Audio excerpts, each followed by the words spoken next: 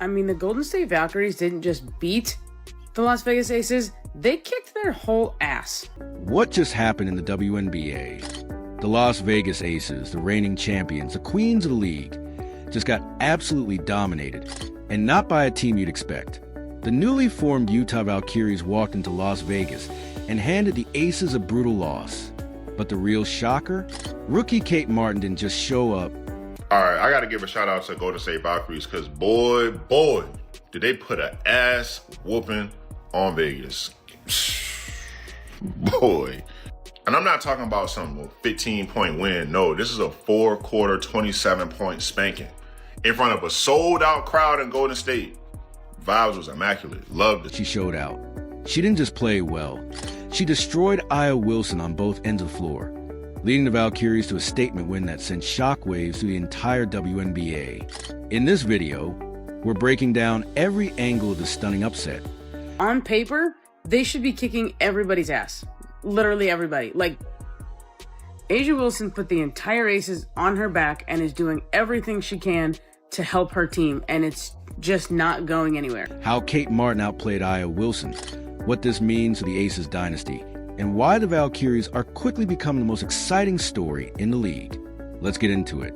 Coming into this game, all eyes were on Las Vegas, with back-to-back championships. A lot, lost a lot, okay? And so I was like, yeah, we gotta wait. Give them time. But we didn't set up here and lost by damn near 30 to an expansion team. Come on now. The Aces have become the gold standard of the WNBA. Aya Wilson, two-time MVP, was the face of dominance. Meanwhile, the Utah Valkyries were still trying to earn respect. A first-year expansion team, many expected them to struggle for at least a season or two before finding their rhythm. And Kate Martin? She was Caitlin Clark's college teammate at Iowa, drafted late in the second round, and considered by many a role player at best. But Martin had been quietly building a solid reputation. Gritty defense, smart passing, and surprising scoring bursts. Our interest in the Valkyries, whatever you want to say, like, if anything, even if it's just a passing interest, there are people that are interested in the Valkyries. And they destroyed the Aces. I mean this when I say this. The Aces, I've never seen the Aces look this bad before. And the Valkyries are for real. They're 3-5 on the season, but they play so hard. She wasn't flashy. She wasn't loud. But when the Valkyries took the floor in Vegas, something clicked. And what we witnessed was a complete shift in the power dynamics of the league. From the opening tip, the Valkyries came out swinging. Within the first 5 minutes, Kate Martin had already knocked down 2 threes and taken a charge on Aya Wilson. She wasn't backing down. In fact, she looked like the most composed player on the floor. There'd been a common denominator, a similarity between those games. The one was in Seattle, I believe. Yeah, following people around defensively, being really soft mentally, just letting people come out and punk us, hit us, grab us, and us whining instead of buckling down and saying like, okay, that's what's going to be, then let's go. And I told them in there, I said, we have effort has to come from your heart. The schemes, the discipline, the habits, that's your head. And right now, we not only have a heart issue, but it's letting us affect our head issue. But I'm not going to coach effort. It's just one thing I can't deal with. You're in charge of your effort. I guess I'm in charge of your playing time, so that's the one way I can affect it. But, I've never been a coach to pull for mistakes, but I will pull for effort. The Aces, caught off guard, were slow to respond. Wilson tried to impose her usual post dominance, but Martin's help defense was razor sharp. Whether it was rotating to block passing lanes, contesting drives, or boxing out with relentless effort, Kate was everywhere. And offensively, she wasn't just a spot-up shooter. She was orchestrating plays, cutting to the rim, and even calling out defensive coverages like a seasoned vet. By halftime, Martin had 14 points, 6 rebounds, 3 assists, and had completely neutralized Aya Wilson. Plum led the team with 28 points, 6 3-pointers, and 8 assists. She has been on a tear to start the season. I'm low-key surprised she has been mentioned in MVP talks. Granted, Nafisa Collier is my pick to win MVP, but I definitely think Kelsey Plum should get some love. Who had just 5 points and was visibly frustrated. The Valkyries led by double digits. The crowd in Vegas was silent. The dynasty was crumbling, at least for one night, and a rookie was holding the hammer. Third quarters are usually when championship teams take over, but not this time. The Aces looked disorganized. Turnovers piled up. Jackie Young and Chelsea Gray couldn't find their rhythm.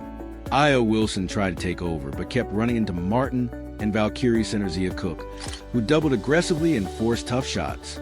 While Kelsey's success hasn't yet translated into overall success for the LA Sparks, not seeing as many wins as we'd assume with the amount of stats that she's putting up, I mean, she is exactly what the Sparks needed. She's able to read the floor, make plays, also being a very consistent offensive force, and just, I mean, she's Kelsey Plum. And so after ESPN's article came out, the conversation around MVP and Kelsey Plum have been sort of happening at the same time. With a lot of people saying that while it may be way too early, Kelsey Plum is currently leading. Meanwhile, Martin was cooking.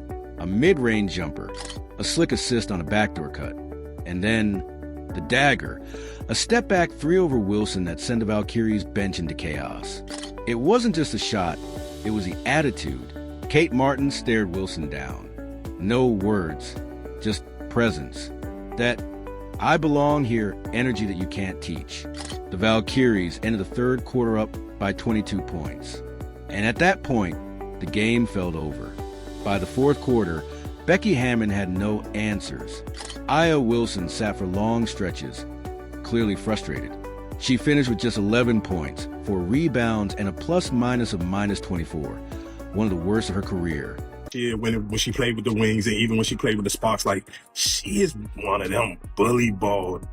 Ooh, like, she just plays so strong, so aggressive on the defensive end, on the offensive end, making those dives for the loose ball, like just using her body to its fullest capacity. But I do love the way that Kelsey Plum helped spread the floor, because Derek Hamby really didn't have to go in the paint and really do a bunch of even though she did get a double-double, but she didn't have to do crazy Mama D type of banging. And because like last year to get the Sparks to win games, Mama D was down that thing putting in the work. She had to put on her hard hat. Kate Martin, on the other hand, kept her foot on the gas.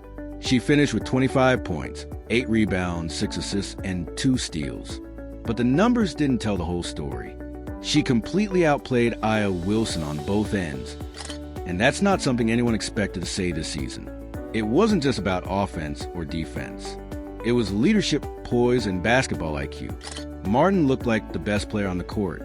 And for the Valkyries, it wasn't just a win. With Kelsey Plum being one of them, she now plays for the LA Sparks, after playing 6 seasons with the Las Vegas Aces. And while it's super early into the season, I mean, it's only been 2 weeks, Kelsey Plum has been thriving in LA. She's currently averaging 25.2 points per game, currently the second highest in the league, followed only by Nafisa Collier. She also has a career best 5.5 assists per game. And while Kelsey's success hasn't yet translated into overall success for the LA Sparks, not seeing as many wins as we'd assume with the amount of stats that she's putting up, I mean, she is exactly what the Sparks needed. She's able to read the floor, make plays, also being a very consistent offensive force, and just, I mean, she's Kelsey Plum. And so after ESPN's article came out, the conversation around MVP and Kelsey Plum have been sort of happening at the same time. It was a statement. The final score, 94-68, an absolute blowout. Twitter, or X, went absolutely wild. Kate Martin cooked Aya Wilson on national TV. What timeline are we in? Wrote one analyst. Remember when they said she was just Caitlin Clark's sidekick? Another posted. Kate Martin just signed her own legend. Even Caitlin Clark chimed in, tweeting, "Told y'all K8 was built different." The basketball world was in disbelief. We're seeing AJ Wilson get Ronda Rousey. The Ronda Rousey comparisons. Not the Ronda Rousey. Like, this might be, in my opinion, the most disrespectful thing anyone's ever said about AJ Wilson.